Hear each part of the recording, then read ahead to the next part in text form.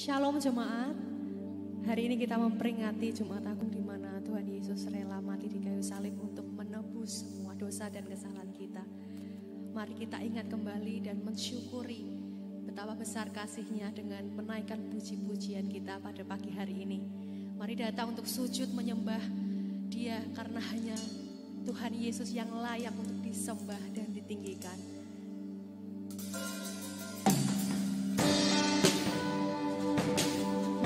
Mari saya undang kita bisa bangkit berdiri, berikan pujian, penyembahan yang terbaik buat Tuhan Allah kita.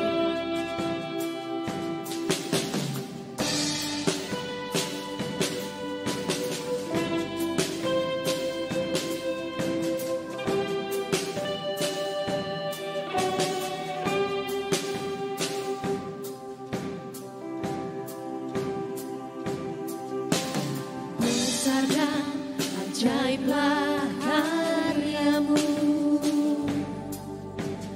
adil dan benarlah jalan-Mu,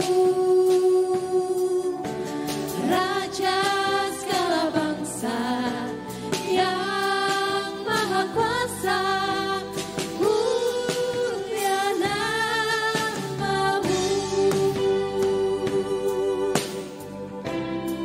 Katakan besar dan ajaib. Besar dan ajaiblah karya-Mu, adil dan benarlah jalan-Mu, Raja segala bangsa yang maha kuasa, mulia nama-Mu.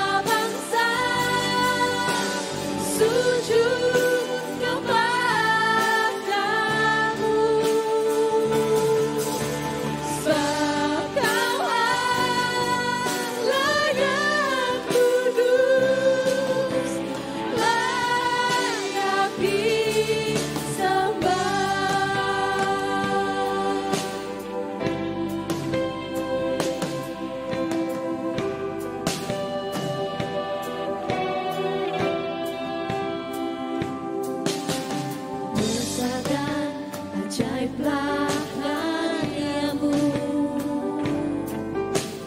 adil dan benarlah jalan-Mu, Raja segala bangsa yang maha kuasa, mulia nama-Mu. Layaklah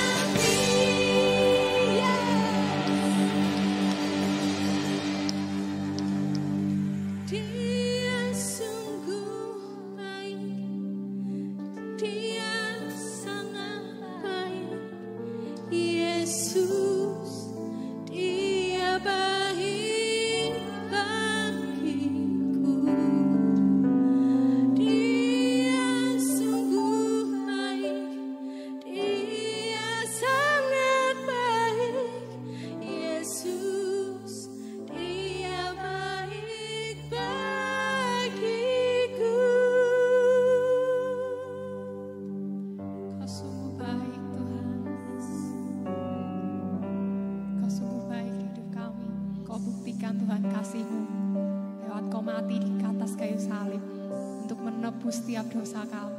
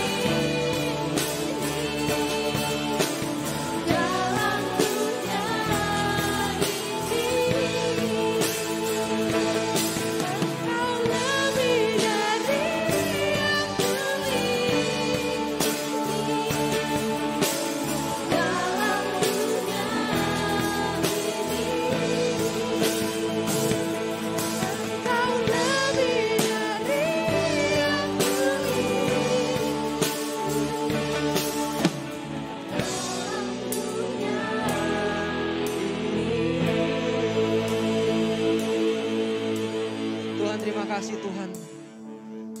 Hari ini kami merayakan hari yang luar biasa Tuhan. Hari yang Kau anugerahkan.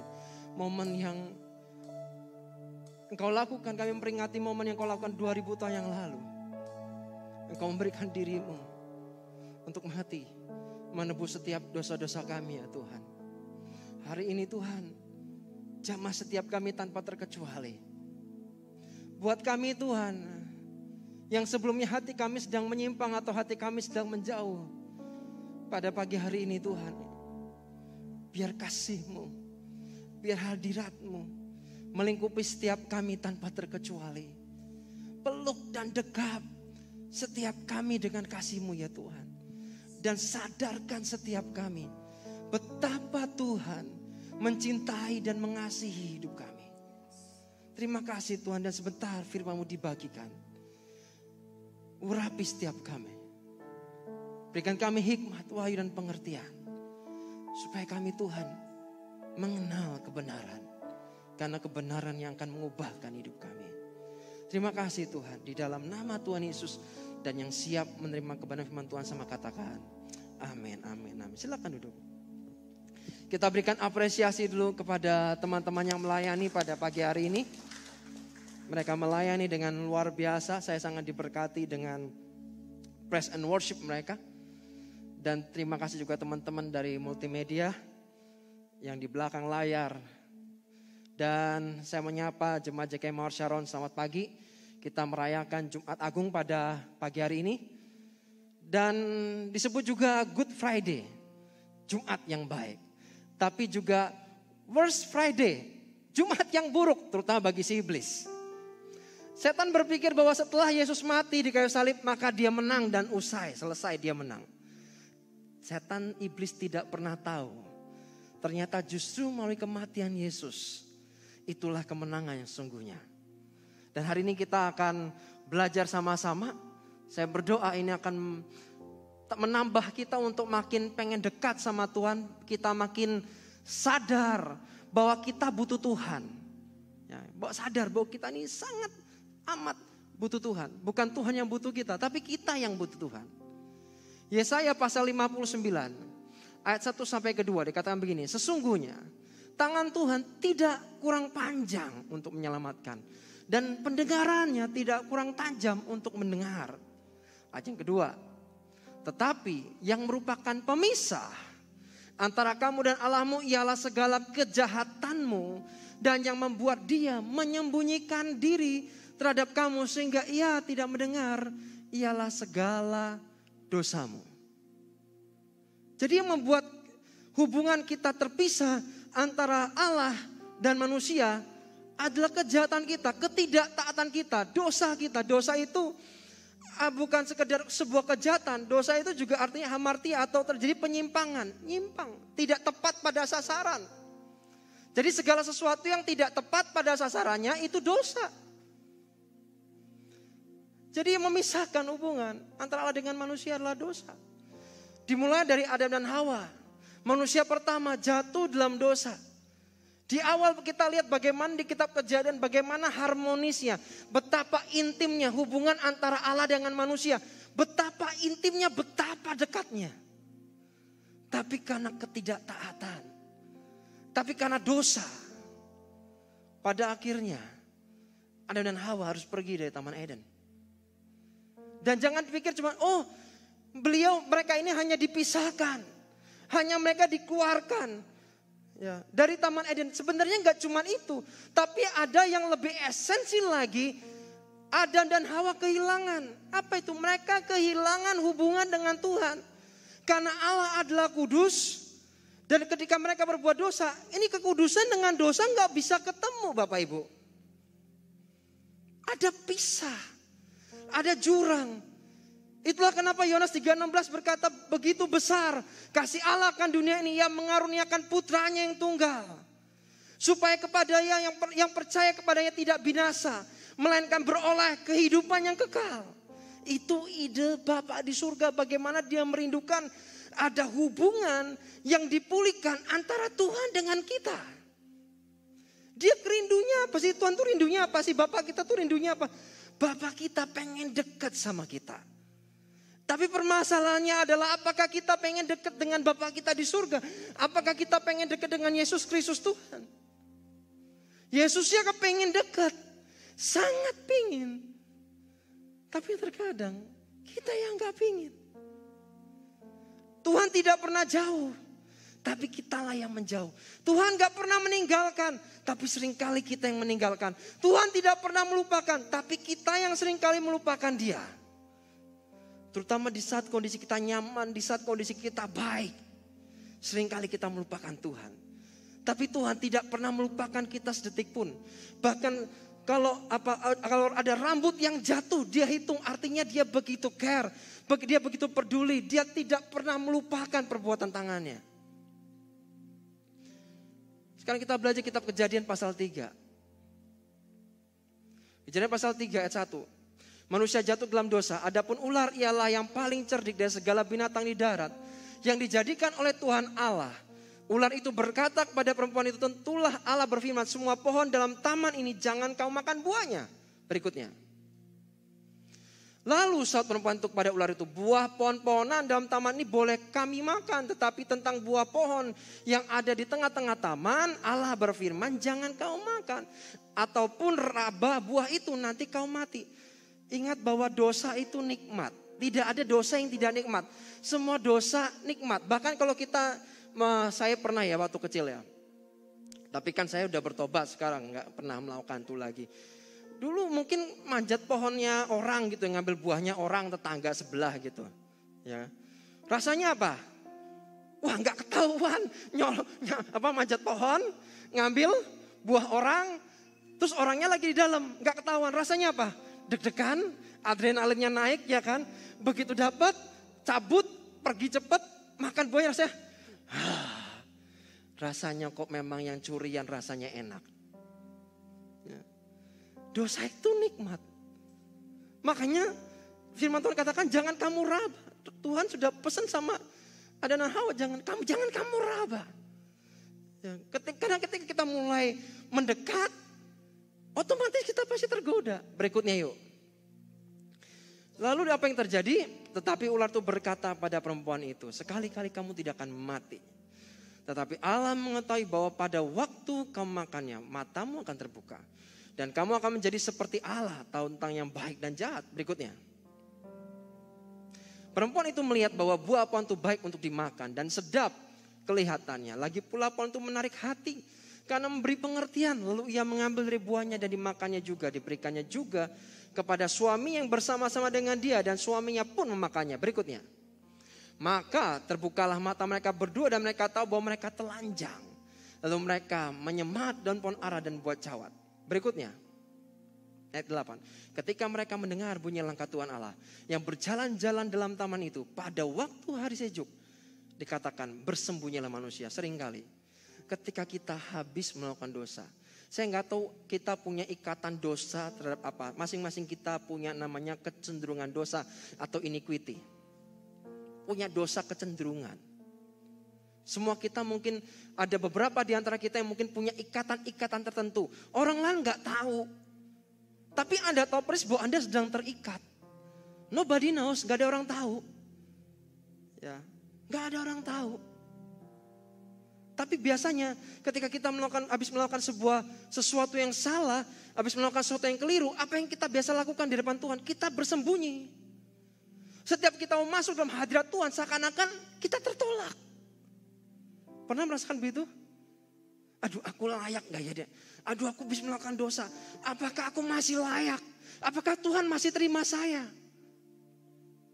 Aku sudah terlalu jauh. Apakah Tuhan masih terima saya?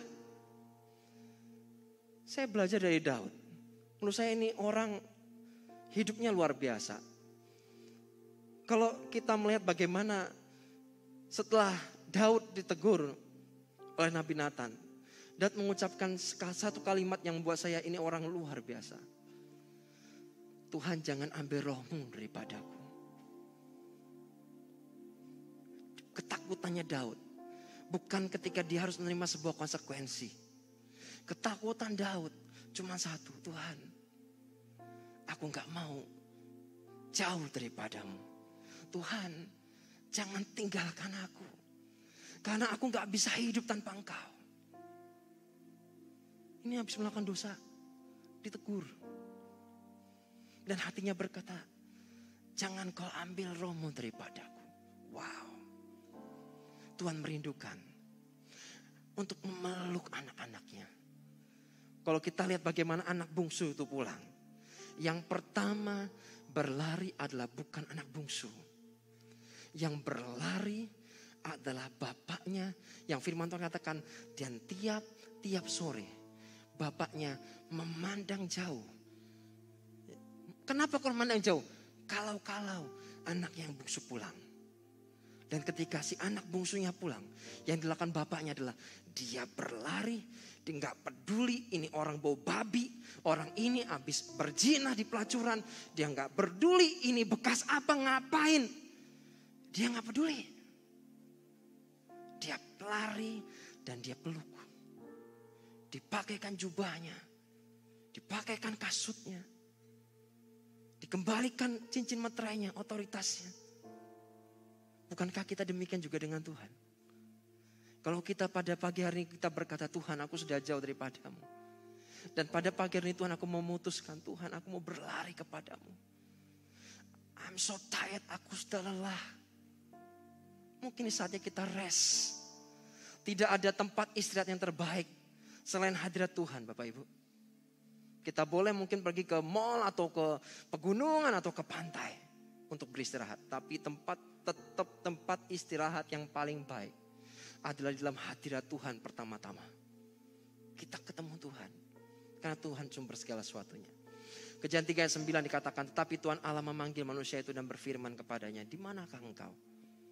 Kata di manakah engkau itu berbicara soal sebuah hubungan. Bukan Tuhan tidak tahu. Dia Tuhan yang maha tahu. Kata di manakah engkau? Dia itu bicara soal itu deep, itu dalam. Itu bicara soal relationship, bicara soal hubungan. Kenapa kok tiba-tiba engkau bersembunyi daripada aku? Why?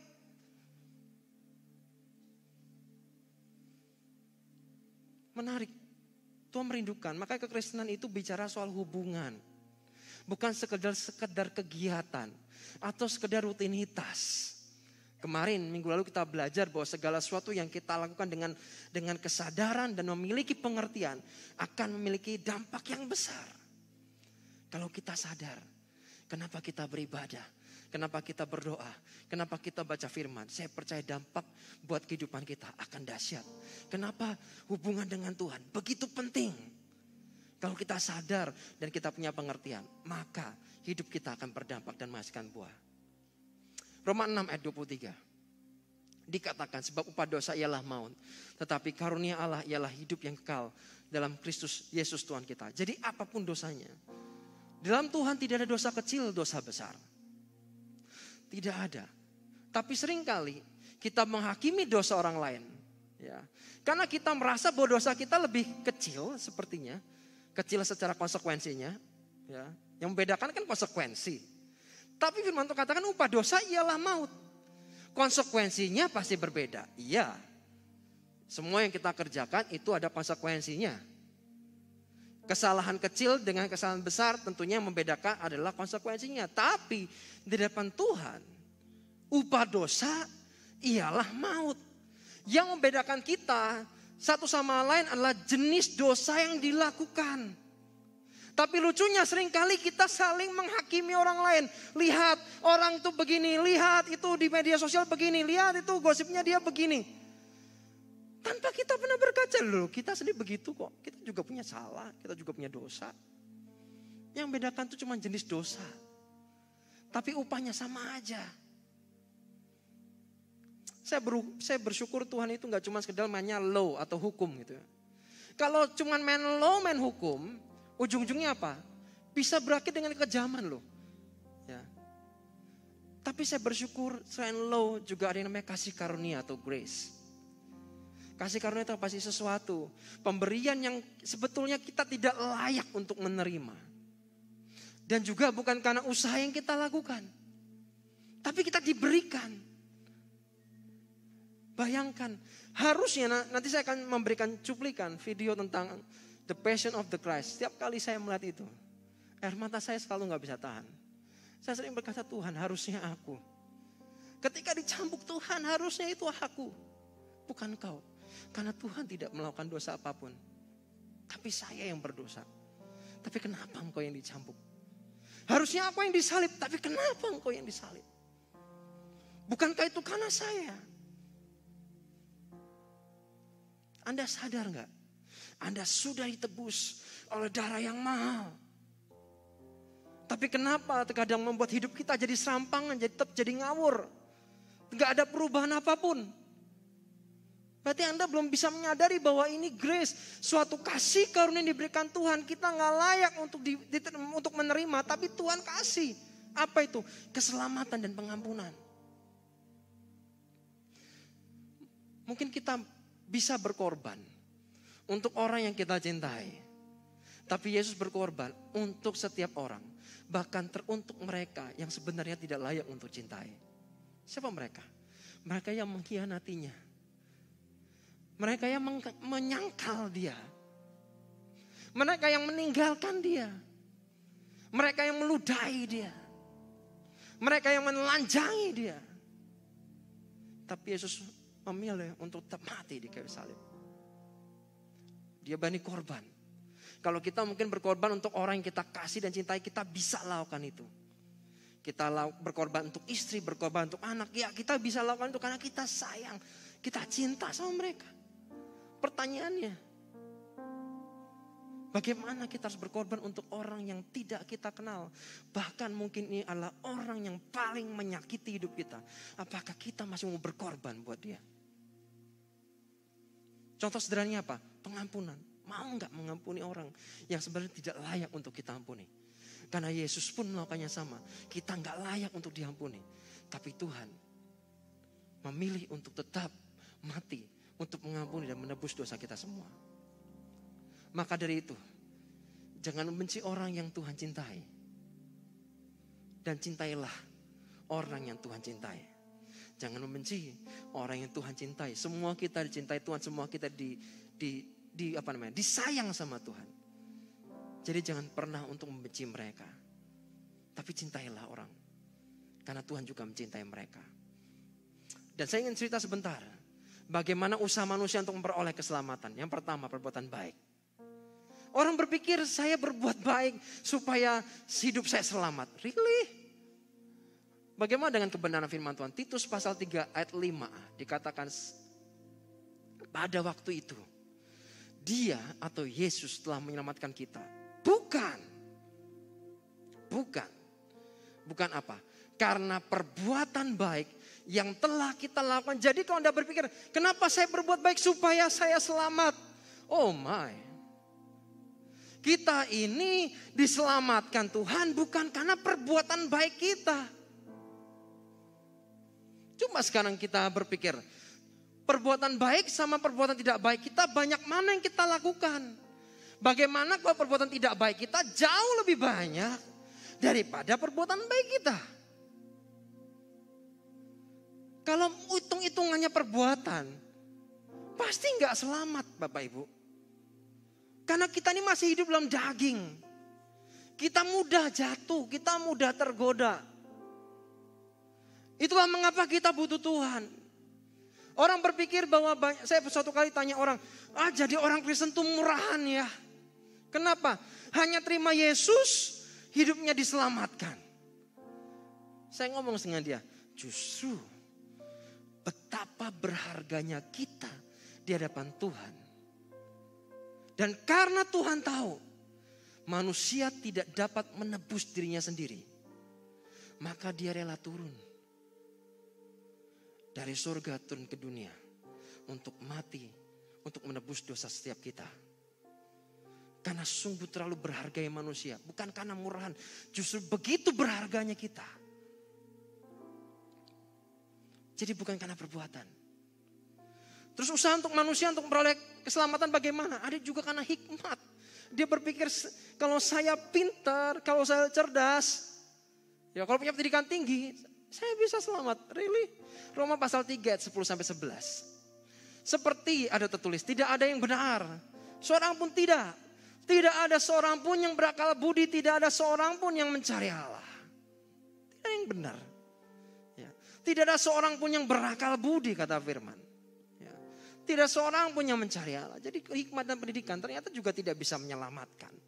Berikutnya apa? Usaha manusia untuk memperoleh keselamatan. Berikutnya adalah kesalehan. Wih, dia saleh. Setiap minggu ikut kebaktian. Wah, setiap perayaan dia join. Tapi apa kata firman? Yesaya pasal 64 ayat 6a dikatakan begini. Demikianlah kami sekalian seperti seorang najis dan segala kesalahan kami seperti kain kotor. Anda tahu kain kotor? Kain kotor pada waktu itu, mohon maaf ya, dulu tidak ada pembalut. Jadi wanita setiap kali menstruasi pada zaman itu menggunakan kain.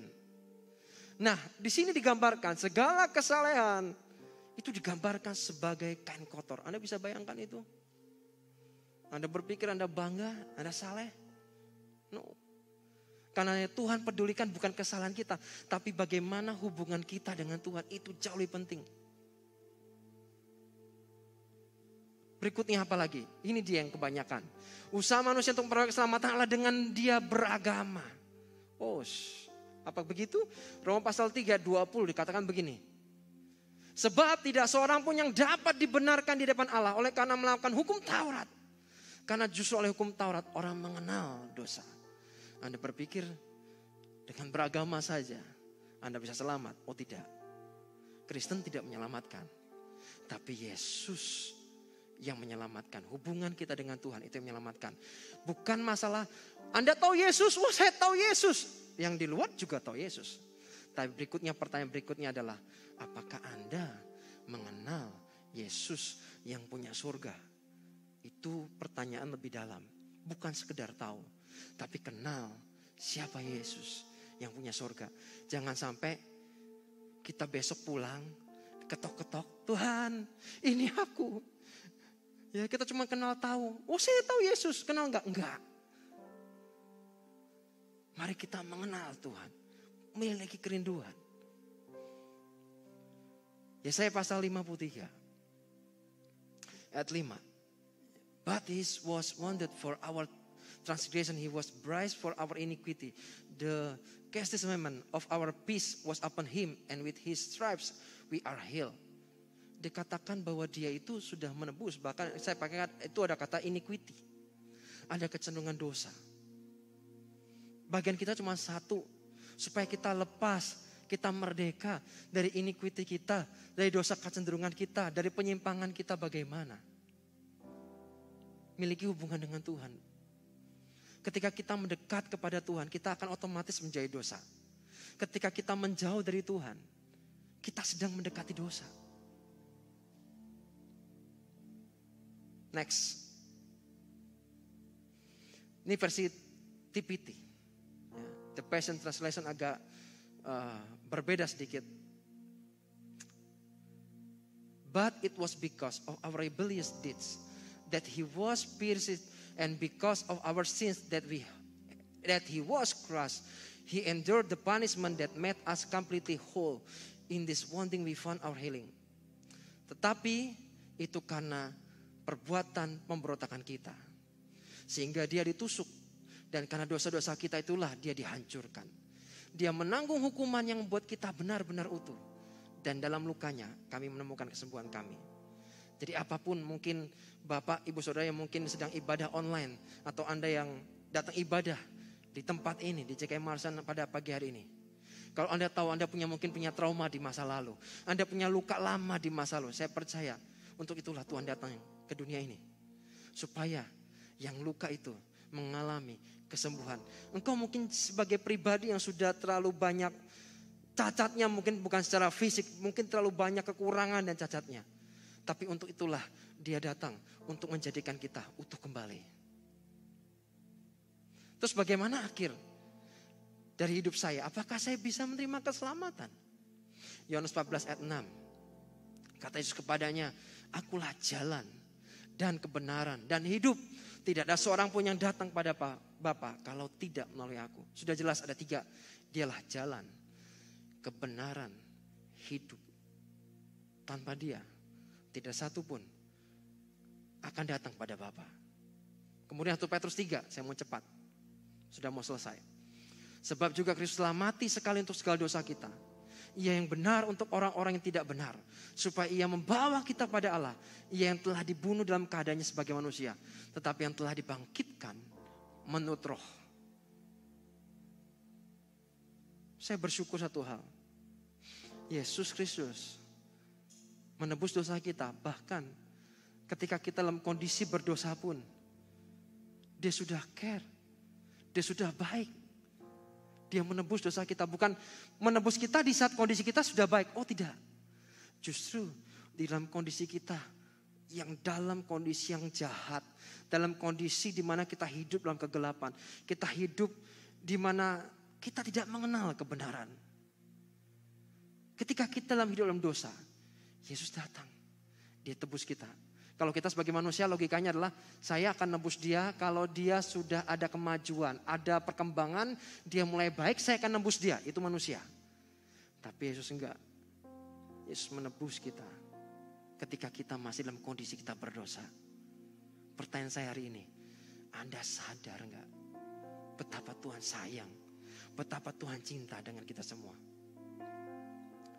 Yohanes 3:16 tadi saya sudah sebut. Sekarang kita baca Yohanes 1:12. Bagaimana caranya kita bisa menerima keselamatan? Tetapi semua orang yang menerimanya diberinya kuasa supaya menjadi anak-anak Allah, yaitu mereka yang percaya dalam namanya. Bagian kita cuma satu. Percaya dalam namanya. Percaya. Bisakah kita tundukkan kepala, pejamkan mata, kita merenungkan kebaikan Tuhan? Ambil waktu sebentar merenung 1-2 menit aja.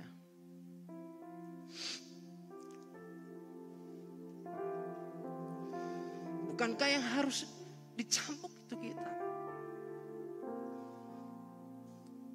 Bukankah yang harus mati itu kita? Tapi kenapa dia harus menanggungnya? Karena begitu besar kasihnya kepada kita. Harusnya kita. Tapi seringkali kita yang makin jauh. Padahal Tuhan merelakan hidupnya, memberikan nyawanya. Cuma satu. Supaya dia pengen dekat sama kita.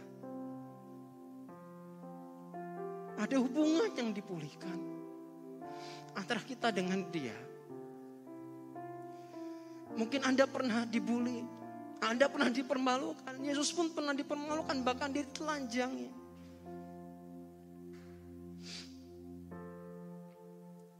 Anda mungkin pernah dikhianati. Yesus pun pernah dikhianati. Mungkin Anda di rumah ada yang sakit. Saya percaya dia mati supaya oleh bilur-bilurnya Anda yang sakit mengalami kesembuhan, mengalami pemulihan. Terima kasih Tuhan. Terima kasih Tuhan. Mari kita sembah Tuhan.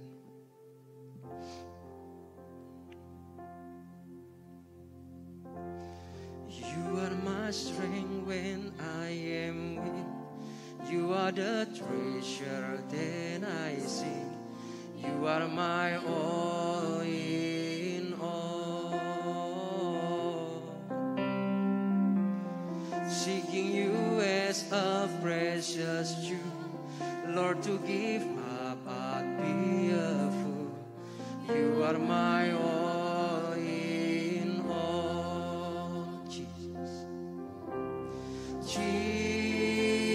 Jesus, Lamb of God, worthy is your name. Jesus, Lamb of God.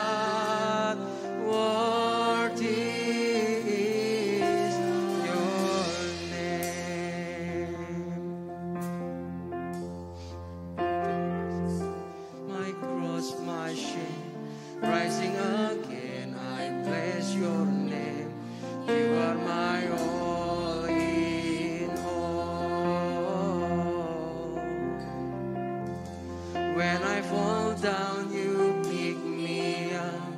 When I am dry, you fill my cup. You are my all in all. Jesus, Lamb of God, worthy is your name. Jesus, Lamb of God, worthy is your name. Jesus, Jesus. Jesus, Lamb of God, worthy is your name.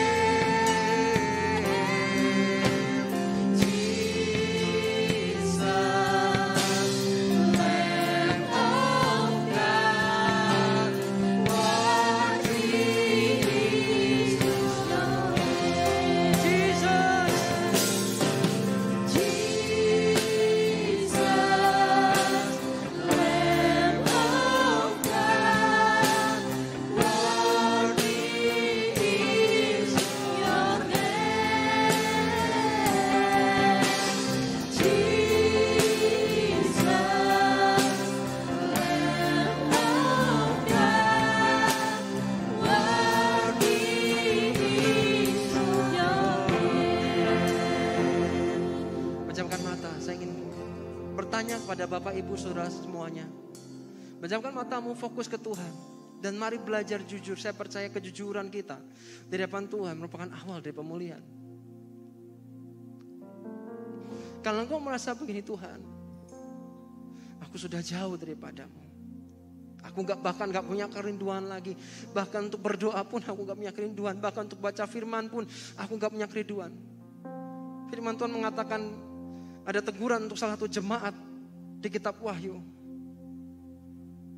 Tuhan menegur bahwa kenapa engkau meninggalkan kasih-Mu yang mula-mula. Bapak Ibu ingat ketika kita mengalami first love dengan Tuhan. Hati kita begitu berkobar-kobar. Kita rindu untuk melayani Tuhan. Kita rindu untuk kapan hari Minggu. Karena saya pengen ibadah. Ada gak sabar buat Anda akan merasa gak enak kalau tiap hari gak baca firman. Rasanya gak enak. Tapi rasanya kok sekarang biasa-biasa aja. Saya gak punya kerinduan itu lagi. Bahkan berdoa pun gak bisa. Tuhan menegur. Jangan kau tinggalkan kasih-Mu yang mula-mula. Karena kalau kau tidak panas, kau tidak dingin, kau akan dimuntahkan. Saya ingin mengajak Bapak Ibu semua, mungkin Anda di rumah yang mungkin melihat ibadah online ini, kau berkata, apakah hidupku kalau aku nih meninggal hari ini aku akan pergi kemana dan kau nggak tahu. Saya ingin menunjukkan jalannya, gimana caranya. Dalam kitab Roma pasal 10:9, sebab jika kamu mengaku dengan mulutmu bahwa Yesus adalah Tuhan dan percaya dalam hatimu bahwa Allah telah membangkitkan Dia dari antara orang mati, maka kamu akan diselamatkan. Dan mungkin menurut Anda sudah jauh dari Tuhan dan Anda ingin memperbarui komitmen. Mari ikuti kata-kata saya, doa ini bersama-sama. Sama-sama ya kita berdoa ya. 1, 2, 3. Tuhan Yesus, mari kita nyatakan dengan pernyataan, dengan statement, dengan keras. Tuhan Yesus, hari ini aku datang kepadamu. Aku tahu Tuhan, aku orang berdosa. Ampuni aku. Dan hari ini aku buka hatiku menerima Engkau sebagai Tuhan, sebagai Raja atas hidupku. Tuhan, catat namaku dalam kitab kehidupan-Mu. Di dalam nama Tuhan Yesus. Mungkin Bapak Ibu ada yang sakit, bisa engkau angkat tangan. Saya ingin berdoa di sini. Angkat tangan. Kalau engkau mungkin merasa ada sakit, ada bermasalah, entah engkau sakit apa, angkat tangan dan kita berdoa. Tuhan Yesus, Ini hari yang istimewa. Kayak merayakan Engkau mati 2000 tahun yang lalu. Dan kayak percaya Tuhan oleh bilur-bilur-Mu. Aku berdoa setiap mereka yang mengangkat tangannya, apapun penyakit mereka, hari ini aku berdoa di dalam nama Yesus. Setiap roh sakit penyakit, Engkau pergi tinggalkan anak-anak Tuhan ini. Di dalam nama Yesus. Dan oleh bilur-bilurnya, Engkau sudah sembuh.